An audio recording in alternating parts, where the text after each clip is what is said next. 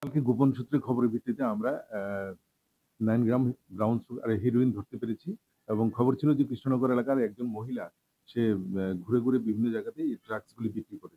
তো গতকালকে পশ্চিম থানার ওসি এবং থানার অন্যান্য অফিসার এবং মহিলা অফিসার সহ একটা টিম গঠন করে সেখানে বিভিন্ন জায়গায় রেড করার পর মাধুরীতে বর্মা নামে একজনকে অ্যাডভাইজার চমনি কাছাকাছি এলাকা থেকে অ্যারেস্ট করা হয়েছে। ওর বাড়ি ওল্ড কালীবাড়ি নেই।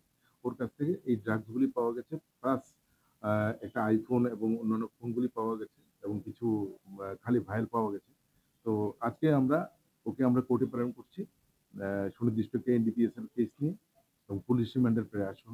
পুলিশ রিমান্ডে আসার পর ওকে বিস্তারিত জিজ্ঞাসাবাদের পর জানতে পারবো ওর সাথে আর কোনো র্যাকেট ছিল কিনা বা ও কোথা থেকে এই ব্রাউন সুগার কালেকশন করে আনছে, এই বিস্তারিত সমস্ত তথ্য। ওটার বাজার মূল্য নট লেস দেন 1 লাখ তো হবেই। না, আগে না, এই প্রথম আমরা এটা পেলাম।